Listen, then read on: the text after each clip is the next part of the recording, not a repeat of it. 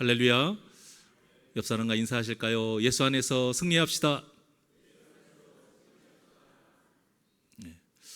예수 안에서 승리하려면 우리가 지금 솔로몬의 기도를 통해서 참된 기도라는 제목으로 세 번째 은혜 나누고 있습니다. 기도를 잘해야 돼요. 그것도 바른 기도를 해야 된다는 거예요. 어떤 목사님이 이런 말씀을 하셨습니다.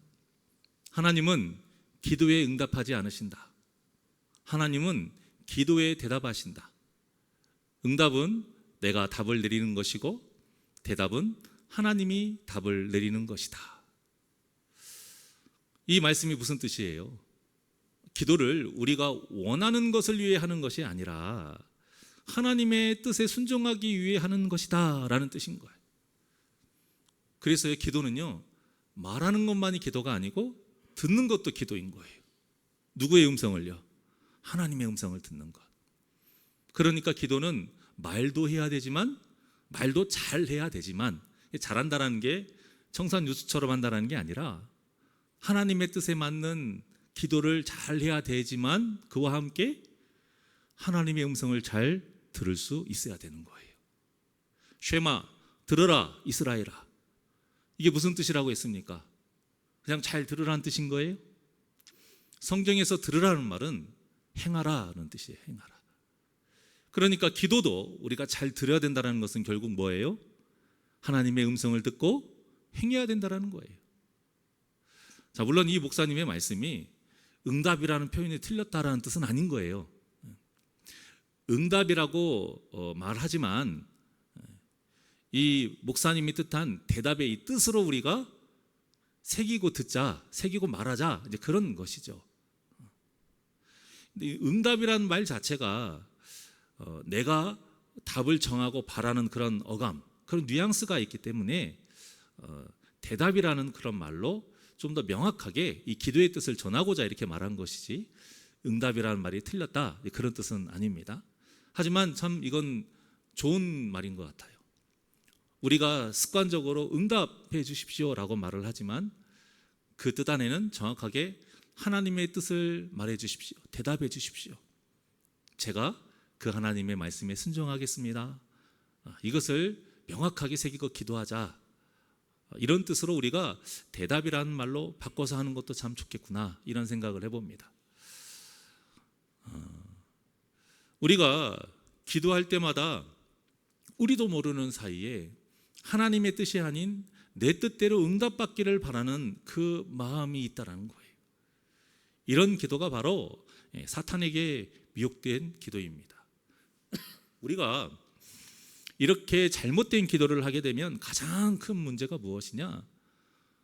하나님을 온전히 믿지 못한다라는 거예요.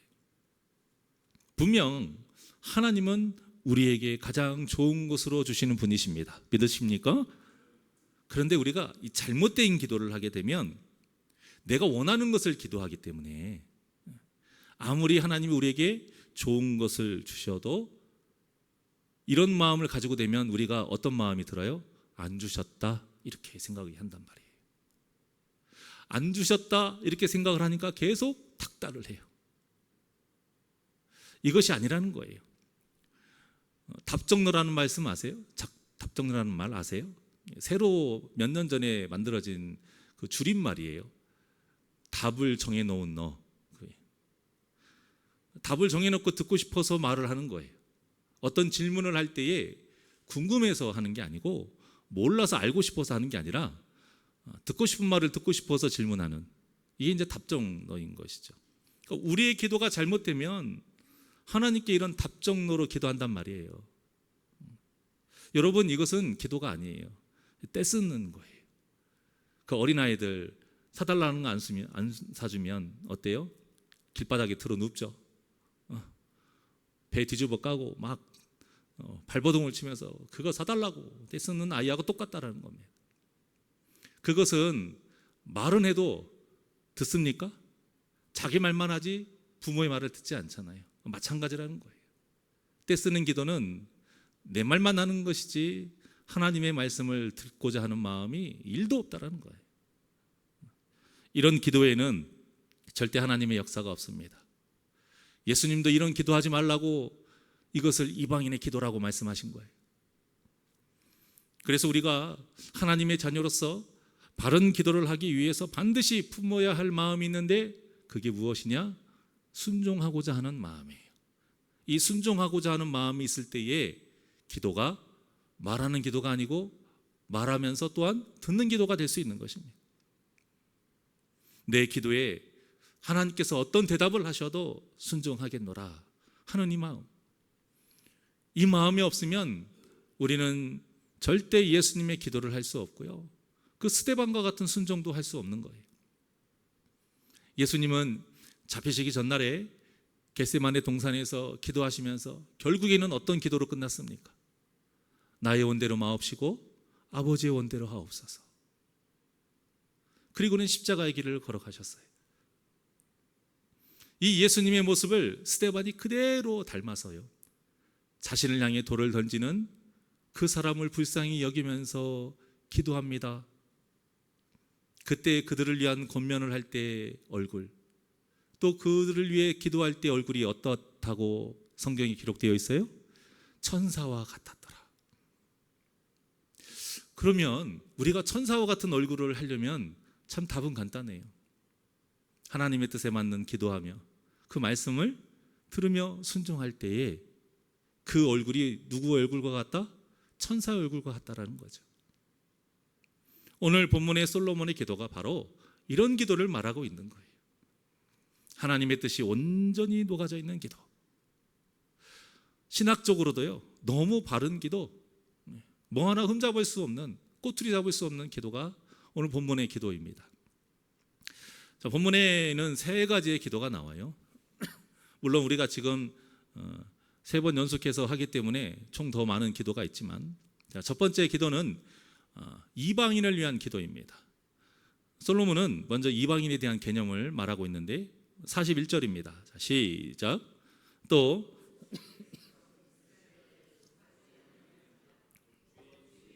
위하여 먼 지방에서 온 이방인이라도. 아멘. 자, 이처럼 이방인이란 어떤 존재예요?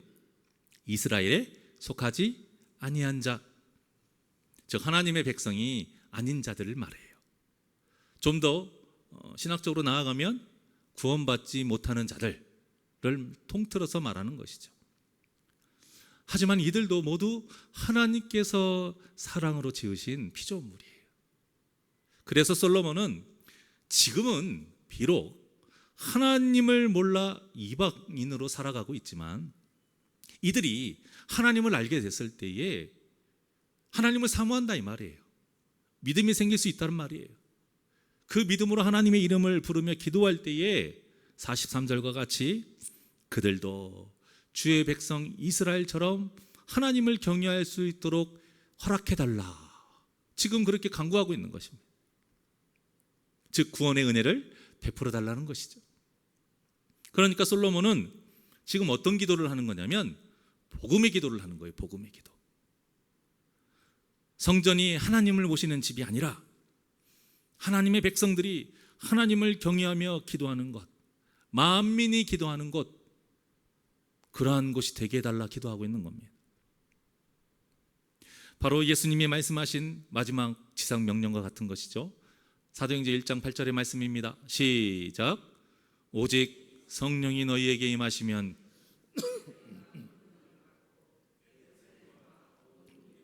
사마리아와 이르러 내 증인이 되리라 하시니라. 아멘. 자, 이처럼 성전의 뜻은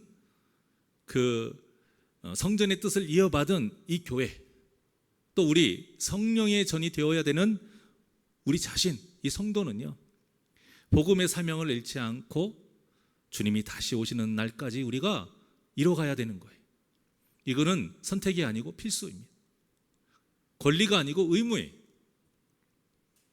모든 성도에게 주어진 사명인 것입니다.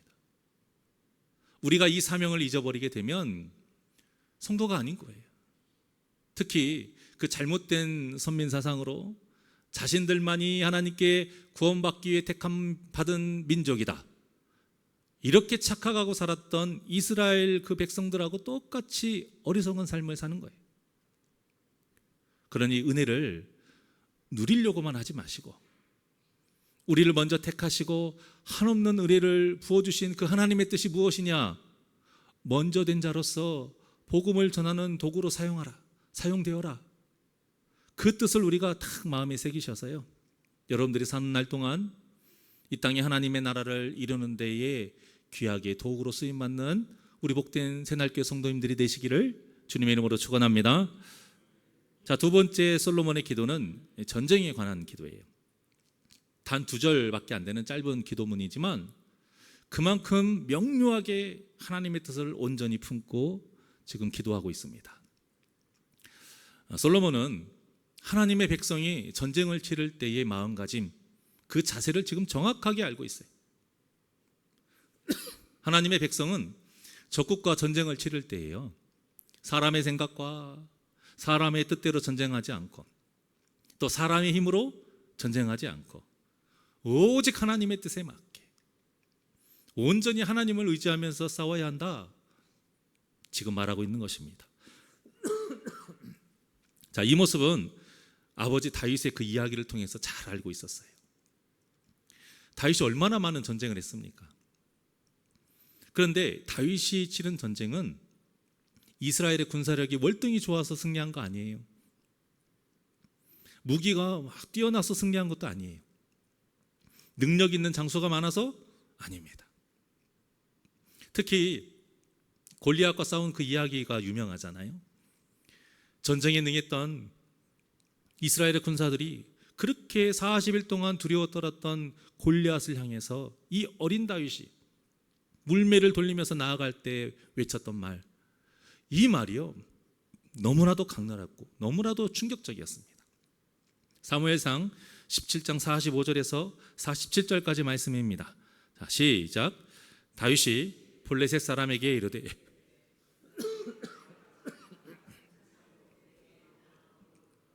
나는 만군의 여호와의 이름 곧 네가 모욕하는 이스라엘 군대의 하나님의 이름으로 내게 나아가노라. 오늘 여호와께서 너를 내 손에 넘기시리니 내가 너를 쳐서 내 목을 베고 블레셋 군대의 시체를 오늘 공중의 새와 땅의 들짐승에게 주어 온 땅으로 이스라엘의 하나님이 계신 줄 알게 하겠고 또 여호와의 구원하심이 칼과 창에 있지 아니함을 이 무리에게 알게 하리라. 전쟁은 여호와께 속한 것인즉 그가 너희를 우리 손에 넘기시리라. 아멘. 45절에 보면요, 다윗은 세상의 무기가 아니라 무엇으로 나아갔어요? 하나님의 이름으로. 하나님의 이름으로 나아갔어요. 또 46절에 보면 이 싸움이 자신의 명예를 위해서가 아니라 하나님의 영광을 위해서 나아간 거예요.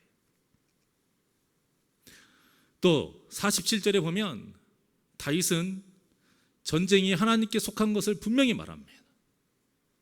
사람이 하는 일이 아니라 누가 하시는 일이라? 하나님이 하시는 일이라는 거예요. 그렇게 외치며 나아간 거예요. 그러니까 지금 누구 백 믿고 나아간 겁니까? 하나님 백 믿고 나아간 거예요. 왜? 다윗은 누구의 백성이니까? 하나님의 백성이니까. 전쟁이 하나님께 속했는데 그 당신의 그 백성인 다윗이 아무리 어리지만, 아무리 힘이 약하지만, 싸움도 할 줄 모르지만 그 하나님의 이름으로 나아간대요. 그러니 승리할 수밖에 없다라는 것입니다. 얼마나 대단한 믿음입니까? 다윗이 승리한 전쟁이 다 이런 전쟁이었어요. 그것을 이스라엘 백성들이 알고요, 그것을 지금 아들인 솔로몬이 안 거예요. 그리고 말한 겁니다. 이런 마음으로 우리가 적들을 대해야 된다 이거예요. 이런 마음으로 우리가 전쟁해야 된다는 거예요. 더 나아가서 오늘날의 그리스도인들이 이런 마음으로 믿음의 선한 싸움을 싸워야 한다는 것입니다. 그런데 사탄은 이런 마음을 품지 못하도록 방해하는 거예요. 이게 사탄의 사명이에요. 전쟁을 사람 머릿수로 한다는 겁니다. 어떤 뛰어난 무기나 어떤 대단한 그 기술에 의지하게 하는 거예요. 전쟁을 자신의 이름을 높이기 위해서 한다는 거예요. 그리고는 하나님이 없다 외치게 하는 것이 사탄의 계략인 거예요. 목표인 거예요. 여러분, 이건 나라 간의 전쟁만의 그 원리가 아니에요. 영적인 전쟁의 원리가 똑같습니다. 우리가 이 사탄의 뜻과 반대로 거룩하게 살기 위해서는요, 내 자신을 믿거나 내 능력을 의지하면 안 돼요. 그러면 이 이스라엘 군사들과 같이요, 자기보다 더 뛰어나고 더 대단한 적이 나타나면 두려워 떨게 되어 있어요. 장장 40일 동안 하나님을 모욕하는 골리앗을 향해 어느 누구도 나서지 못합니다. 왜 그럴까요? 나를 믿으니까, 내 능력을 의지하니까요. 강약, 약강이라는 말씀 아시죠? 강한 사람한테는 약하고 약한 사람한테는 강하게 되는 거예요. 이건 믿음이 아니잖아요. 이건 세상의 법칙이잖아요. 그러니 사탄이 원하는 거죠. 또 내가 거룩하다고 인정받기 위해 살면 안 되는 거예요. 그것이 바로 예수님이 그렇게 책망하셨던 서기관과 바리새인과 같은 외식하는 자들을 말합니다. 또 하나님을 주관자가 아니라, 이 싸움의 주관자가 아니라 내 싸움을 도우시는 분 정도로만 생각해도 안 되는 거예요. 이게 사탄이 하는 일이에요. 그러면 절대 우리는 이 믿음의 선한 싸움에서 승리할 수 없는 겁니다. 절대 하나님의 마음을 품고 예수님을 닮아갈 수 없는 거예요. 솔로몬이 이 뜻을 명확하게 알고 기도한 것입니다. 오늘 본문에 보니까 주께서 택하신 성읍, 예루살렘을 뜻합니다. 그러니까 현재 이곳에는 성전이 있기 때문에 예루살렘은 이제 거룩한 성전의 의미가 확대가 돼가지고요, 이제 거룩한 도시가 되죠. 자, 이런 사상이 바벨론 포로 후기에 느헤미야가 예루살렘의 그 성벽을 완성한 뒤에 성전과 함께 성벽까지 여호와 앞에 거룩한 것으로 구별해서 봉헌했습니다. 이 뜻이 그대로 이어받은 거예요. 또 솔로몬은 성전과 예루살렘을 향해서 기도하면 하늘에서 그들의 기도와 간구를 들으시고 그들의 일을 돌보아 달라 기도합니다. 그 하늘이라는 것이 스카이를 말하는 게 아니고, 여기 눈에 보이는 스카이가 아니라 헤븐, 천국을 말하는 거예요. 하나님 나라를 말하는 거예요. 백성들이 어디 있든지 간에 하나님이 안 계신 곳이 없으니까 하나님께서는 그 백성들의 기도를 들으실 수 있다는 거예요. 그래서 하나님이 이 장소에 묶여있는 분이 아니다, 또 이러한 사실을 또 확인하고 있습니다. 그래서 솔로몬이 말하고자 하는 것은 무엇이냐? 우리 믿는 자들이 의지해야 될 분은 오직 한 분, 하나님뿐이라는 거예요. 다윗이 시편 18편에 고백했잖아요. 우리의 힘이 되시고, 누가요? 여호와 하나님이 반석이 되시고 요새가 되시고 우리를 건지실 분이시고 피할 바위가 되시고 구원의 뿌리지자 또 산성이 되시는 이 하나님, 이 하나님만 우리가 믿고 나아가는 거예요. 이렇게 우리 믿는 자들이 다윗과 같이 하나님만을 의지하면서 나아갈 때에 그 다음에 다윗이 고백한 것과 같은 그런 역사를 우리가 누려야 되거든요. 시편 18편 3절입니다. 자, 시작. 내가 찬송받으실 여호와께 아뢰리니 내 원수들에게서 구원을 얻으리로다. 아멘. 이 다윗의 고백과 같이요, 나의 힘이 되신 그 여호와를 오직 의지하면서 승리의 역사, 이 구원의 역사를 누리시는 우리 복된 새날교회 성도님들 되시기를 주님의 이름으로 축원합니다. 자, 마지막 세 번째 기도는 포로로 잡혀갔을 때의 기도예요. 정확하게는 죄를 짓고 벌을 받았을 때의 기도입니다. 46절에 뭐라고 시작이 돼요? 모든 사람이 범죄했다, 이 고백으로 시작돼요. 범죄치 아니하는 사람이 없사오니.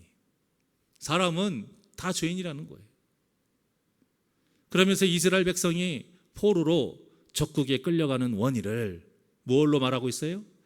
이스라엘 백성이 범죄하였으므로 말하는 거예요. 이렇게 백성들이 범죄했기 때문에 하나님께서 진노하신 거예요. 그 이들을 적에게 넘기셨다라는 거죠. 그래서 이 포로가 되는 것도 다 하나님의 심판으로 본 겁니다. 그래서 우리가 죄에 얽매여 있다, 죄의 포로가 된다, 이런 표현을 하잖아요. 같은 뜻인 것입니다. 47절에서 스스로 깨닫고 라는 말은 마음을 돌이키다, 회개한다라는 것이죠. 죄를 깨닫고 다시 하나님을 본다라는 뜻이에요. 즉 우리가 죄를 지으면 반드시 무엇을 해야 됩니까? 내가 죄인이라는 것을 깨달은 다음에 하나님만을 바라보면서 회개해야 된다는 거예요. 이것이 우리가 빠뜨리지 않아야 될 기도, 이것이 우리 믿는 자들의 참된 기도 중에 하나가 바로 이 회개의 기도라는 것입니다. 그런데 본문에 보면 솔로몬은 우리가 범죄하여 반역을 행하며 악을 지었나이다, 이런 고백을요 3번이나 합니다. 3번. 완전 수죠. 인정하라 이거예요. 그 외의 것은 없다 이거예요. 그리고 회개할 때 자신의 죄를 구체적으로 분명하게 고백하라는 겁니다. 내가 죄인이라면, 정말로 내가 잘못했다라는 것을 인정한다면 하나님 앞에 두루뭉실하게 죄 고백하겠습니까? 두루뭉술하게 한다는 건요 두렵지 않다라는 거예요. 내가 이것만 용서받으면 되겠지, 이 얄팍한 수가 있는 거예요. 그런데 정말 하나님 앞에 두려우면 쳐다도 못 봐요. 납작 엎드려서 땅 이마에 머리 대고 벌벌 떨면서 하나님이 묻지 않으셔도 낱낱이 구하게 되어 있습니다. 우리가 기도할 때에 성령의 은혜를 받잖아요. 가장 먼저 뭐부터 나오는지 아십니까? 죄의 고백부터 나오는 거예요. 이게 성경에 기록되어 있는 거예요. 기도할 때 성령의 역사를 기적을 행하는 걸로 하시는데 그것이 아니에요. 기도할 때 성령의 역사는 가장 먼저 무엇이 나오느냐? 죄의 고백부터 나와요. 내가 생각지도 못했던 죄의 고백, 내가 이렇게까지 죄를 지었나? 그걸 생각하게 하세요. 깨닫게 하시는 거예요. 그것이 은혜입니다. 그것이 은혜인 거예요. 미래의 일을 아는 게 은혜가 아니에요. 내가 지었던 죄를 낱낱이 깨닫게 하시고 보여주시고 고백하게 하시는 것이 기도의 은혜인 줄 믿으시기를 바랍니다. 그러지 않으면 용서를 받을 수 없기 때문인 거예요. 자, 그런데 48절에 보니까 여호와께 이런 회개 기도를 할 때 2가지를 강조해요. 자, 첫 번째 강조한 것은 무엇이냐? 온 마음과 온 뜻으로 다시 주님께 뭐 해야 된다? 돌아와야 한다는 거예요. 이것은 무슨 뜻이냐? 말만 죄송합니다 할 것이 아니라 삶과 생각 모든 부분에서 회개했다면 바뀌어야 된다 이거예요. 하나님의 말씀에 순종해야 된다 이거예요. 다시는 같은 죄를 짓지 않도록 해야 된다는 겁니다. 그래서 사람이 진정으로 회개했는지 안 했는지 우리가 판단하고 정죄할 수는 없지만 어느 정도 볼 수 있는 건 무엇을 통해 알 수 있어요? 그의 삶의 모습이 얼마만큼 변했느냐, 이것을 통해 알 수 있는 거예요. 그런데 사람이 똑같은 죄를 짓지 않는다라는 게 참 어렵지 않나요? 우리가 자녀의 삶을 살아왔고 또 지금 부모로서 자녀를 키우다 보면 알잖아요. 하지마, 예, 또 해.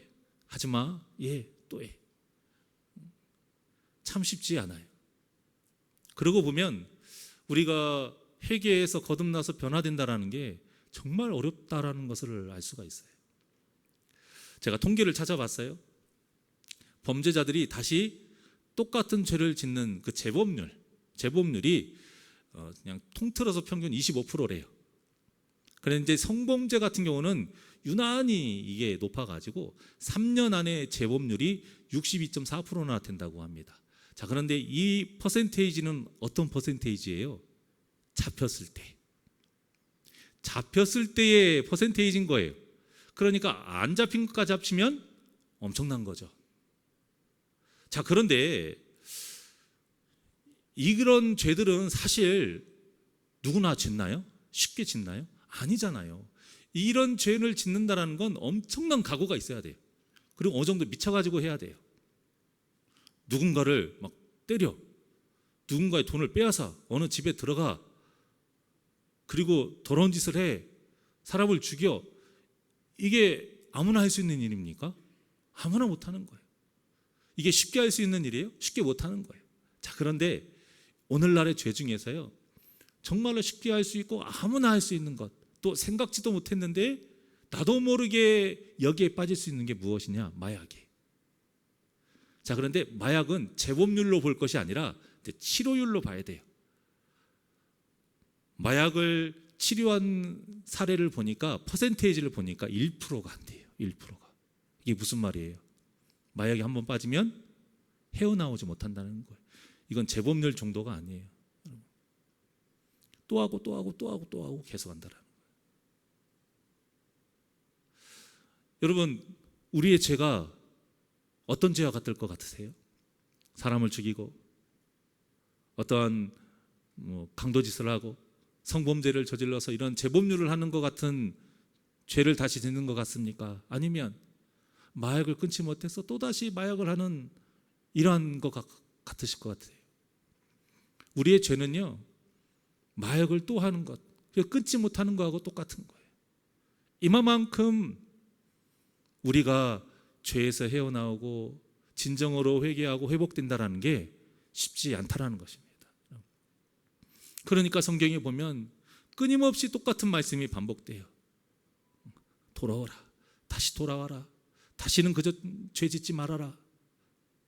이러한 똑같은 말씀이 다른 표현으로 얼마나 반복이 많이 되는지 몰라요. 그게 무엇이냐? 우리가 이렇게 온 마음과 온 뜻으로 돌아오는 삶이 쉽지 않다라는 것입니다. 쉽지 않기에, 내 힘으로 안 되기에 우리가 뭐 해야 된다라는 겁니까? 기도해야 된다라는 거예요. 왜? 기도할 때에 하나님께서 우리에게 도울 자로 보내주신 보혜사 성령님의 도우심 가운데 우리가 하지 못하는 것을 할 수 있는 능력이 생기기 때문인 거예요. 결국 기도한다라는 것은 내 힘으로 못한다라는 것을 고백하는 거예요. 기도한다라는 것은 하나님 앞에 항복한다라는 것입니다. 왜 두 손을 드는지 아세요? 항복하기 때문에. 어떤 분은 이렇게 말해요. 기도할 때 두 손을 모으는 이유 중에 하나가 수갑 채우는 거예요. 나는 아무것도 못한다 이거예요. 굴복의 의미라는 것입니다. 순복의 의미라는 거예요. 무엇이 됐든 의미는 맞아요. 그 말이 틀리든 맞든. 두 손 들고 기도하는 것도 마찬가지래요. 무엇이 됐든 의미는 맞아요. 쇠 녹슨 때나 옷의 얼룩 참 지우기 힘들잖아요. 근데 그거보다 더 지우기 힘든 게 뭐예요? 우리 마음에 있는 찌든 때, 죄의 찌든 때인 것입니다. 세상에서 가장 어려운 일이에요.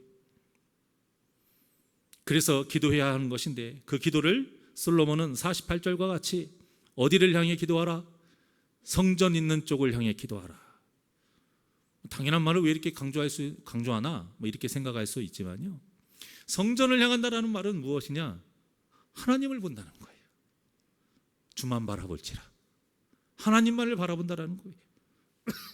그러니까 이 포로 생활과 같이 고난과 시련에 그 얽매여 노예 같은 삶을 산다 할지라도 어디를 보지 말라는 겁니까? 세상 보지 말라는 거예요. 환경 보지 말라는 거예요. 사람 보지 말라는 겁니다. 오직 하나님만 보라는 거예요. 당시 전쟁 포로는요, 희망이 없는 존재를 말해요. 나라에 침략을 당했어요. 우리나라를 예로 들면 일본에게 침략을 당했어요. 그러면 일본으로 끌려가는 거예요. 거기서 우리가 잘 살겠습니까? 무슨 생활 하겠어요? 노예되는 거예요. 짐승하고 똑같은 노예 생활하는 거예요. 그러면 그런 상황에서 다시 고향으로 돌아갈 수 있어요? 없는 거예요. 돌아갈 수 있는 경우는 딱 하나입니다. 우리를 침략한 그 나라가 망하는 것. 그래서 우리가 광복절이 얼마나 우리에게 뜻깊은 날이에요. 원자폭탄 두 방 맞고 두 손 들었잖아요. 그러니까 그 일본에 끌려갔던 사람들이 우리나라로 돌아올 수 있게 된 거예요. 한 번 망한 나라가 국력을 되찾는 게 쉽습니까? 쉽지 않아요. 그러니까 이 전쟁 포로는 그 자체로 희망을 품을 수 없는 상태로 살아가는 불쌍한 인생을 말하는 거예요. 그렇기 때문에 이 솔로몬의 기도는 정말 엄청난 기도인 거예요. 자, 50절 한번 보시겠습니까? 50절 시작. 주께 범죄한 백성을 용서하시며 주께 범한 그 모든 허물을 사하시고 그들을 사로잡아 간 자 앞에서 그들로 불쌍히 여김을 얻게 하사 그 사람들로 그들을 불쌍히 여기게 하옵소서. 아멘. 엄청난 기도인 것입니다.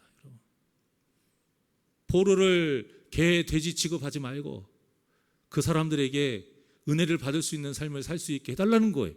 이게 가능합니까? 그냥 때려 죽여도 아무 말 못하는 존재가 노예예요. 노예. 제가 말씀드렸죠. 성경에 기록된 종이라는 말은 대부분이 어떤 말이다? 노예라는 말이에요. 노예.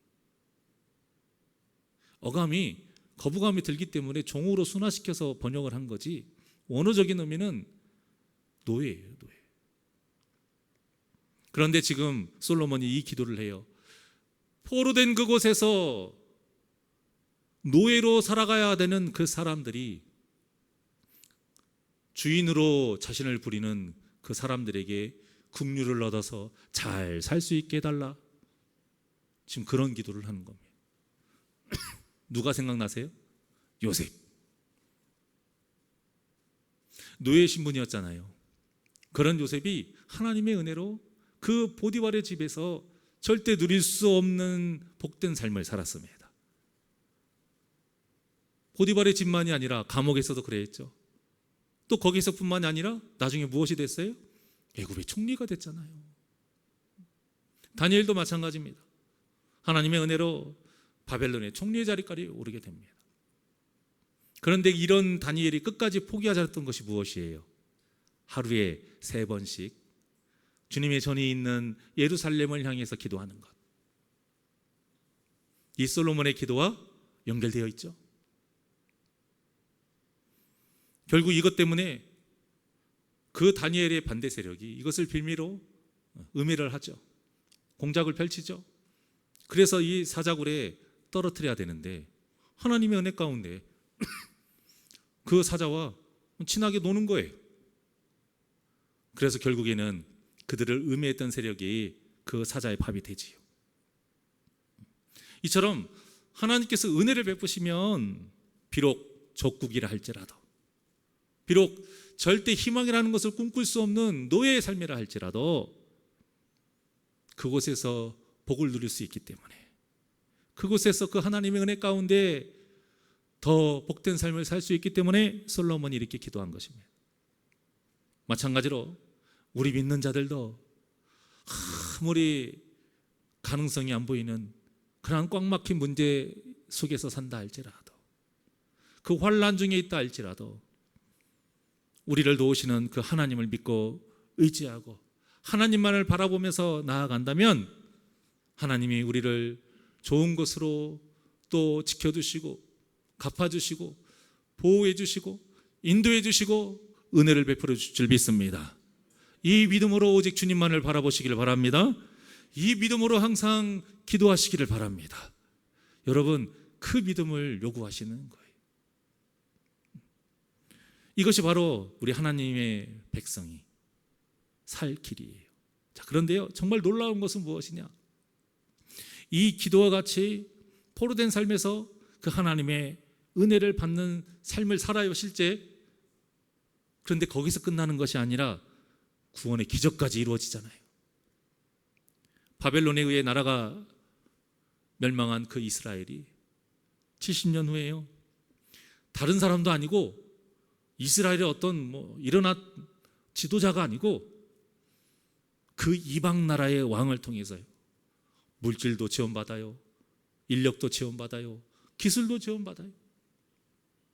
그렇게 포로로 잡혀갔던 이스라엘 백성들이 다시 돌아와서 성벽을 짓고 성전을 다시 재건하는 역사가 이루어진 거예요. 엄청난 일 아닙니까? 이게 어떻게 사람의 힘으로 돼요? 이게 어떻게 포로의 노예 신분으로서 이게 가능한 일입니까? 그런데 이 일이 가능해요. 이 일을 성경에 떡하니 기록해 놓으셨고요, 그것도 우연으로 된 것이 아니라, 그것도 이스라엘 백성들이 하나님을 닥달해서 얻은 것이 아니라 이미 그 전에 하나님께서 선하게 계획해 놓으신 일이라는 것입니다. 이게 얼마나 놀라운 일입니까? 사람의 계획으로 할 수 있는 것이 아니에요. 그러니까 여러분들 70년의 비참한 포로 생활과 같은 삶을 지금 살고 계신다 할지라도 하나님께서 우리에게 좋은 것으로 이미 다 예배해 놓으시고 계획해 놓으셨다는 걸 믿으시고 세상을 향하지 마시고 오직 하나님만을 바라보시길 바랍니다. 그러니 이 믿음이 있는 자가 기도를 쉴 수 있겠습니까? 쉴 수 없는 것입니다. 내 자식이 나를 힘들게 한다고 해서 기도를 쉴 수 있겠습니까? 내 동반자가 나를 고통스럽게 한다고 해서 기도를 쉴 수 있겠습니까? 내 경제적인 문제 때문에 괴롭고 힘들다고 해서 우리가 기도를 쉴 수 있겠느냐 이 말이에요. 정말로 나를 선하게 은혜를 베풀어 주신 하나님을 믿는다라면 절대 있을 수 없는 이 포로 귀환의 역사를 통해서 나에게도 하나님께서 분명히 선하게 이루어 주셨기, 그 계획을 세워 주셨을 것이라는 믿음으로 여러분 항상 기도하고 쉬지 말고 기도하고 범사히 기도하는 복된 심령들 되시기를 원합니다. 살기 위해 일을 하고 먹기 위해 돈을 버는 것보다 더 중요한 것은 무엇이냐? 우리가 죄에서 승리하고 영원히 살기 위해 항상 말씀을 먹고 기도하는 일입니다. 사도 바울의 말과 같이 오직 말씀과 기도만이 우리를 거룩하게 합니다. 즉 오직 말씀과 기도만이 우리를 하나님의 백성답게 만들어준다는 거예요. 결국 말씀과 기도 없이는 우리는 이 엄청난 구원의 여정을 완주할 수 없습니다. 그러니 내가 하나님의 백성이라는 사실을 잊지 마시고 우리의 왕 되신 하나님께 늘 기도하며 승리하는 역사를 누리시기를 주님의 이름으로 축원합니다. 마지막 51절에서 53절까지의 말씀은 결국 무엇을 말하고 있느냐면 하나님께서 애굽에서 인도하시는 일로 인해서 이스라엘은 하나님의 그 백성이 됐으니 53절과 같이 구별하여 주의 기업으로 삼으셨으니 이 말이 무슨 뜻이에요? 즉 기도할 자격이 있다는 거예요. 왕은 자신이 다스리는 나라의 백성의 귀를 기울입니다. 이게 당연한 거예요. 지금 이 말을 하고 있는 겁니다. 기도할 우리 자격이 있다는 거예요. 우리에게 이 믿음이 있어야 수시 기도를 하든 금식 기도를 하든 작정 기도를 하든 철학 기도를 하든 그 기도가 의미 있는 것입니다. 때 쓰는 기도는 아무리 우리가 40일 동안 금식하고 작정하고 기도해도 아무 소용이 없는 거예요. 그러니 이 믿음으로 오직 우리의 왕 되신 하나님만을 바라보시면서 항상 기도하며 그 하나님의 은혜가 충만한 삶을 사시기를 주님의 이름으로 간절히 축원합니다. 우리 주만 바라볼지라 하나님께 찬양드립니다.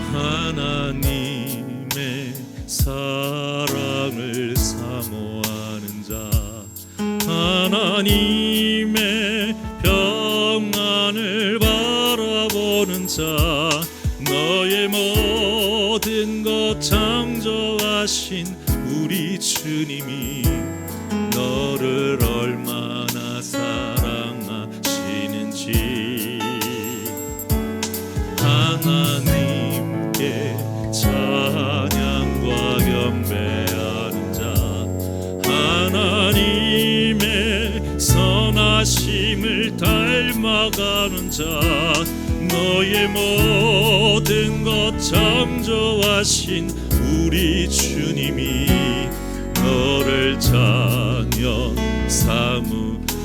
삼아 주셨기에 기도할 수 있습니다. 하나님 사랑의 눈으로 너를 어느 때나 바라보시고 하나님 인자한 귀로서 언제나 너에게 기울이시리. 어느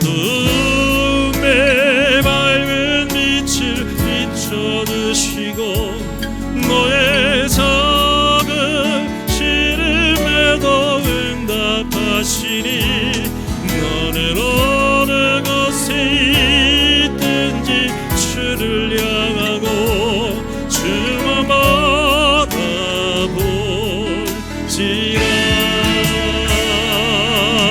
우리 두 손을 가슴에 얹고 하나님께 찬양과 경배하는 자, 하나님의 선하심을 닮아가는 자, 너의 모든 것 창조하신 우리 주님이 너를 자녀 삼으셨네.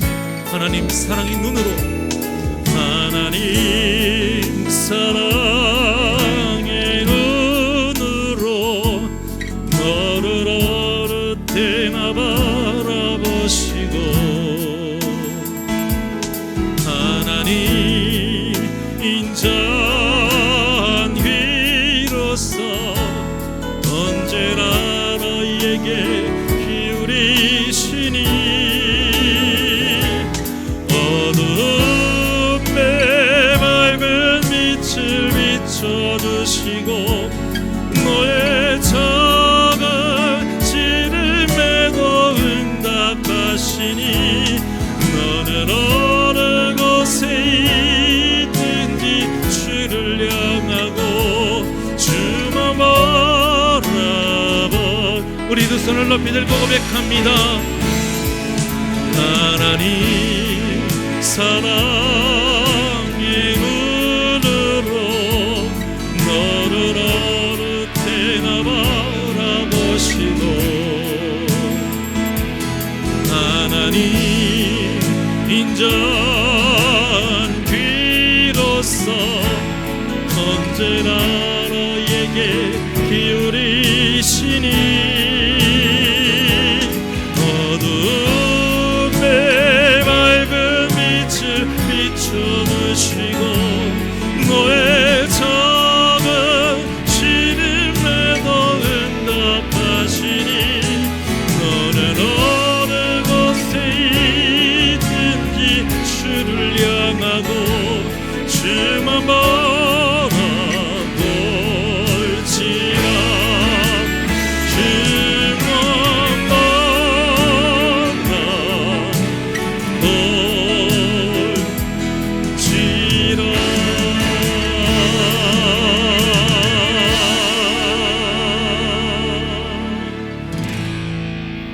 기도하시겠습니다.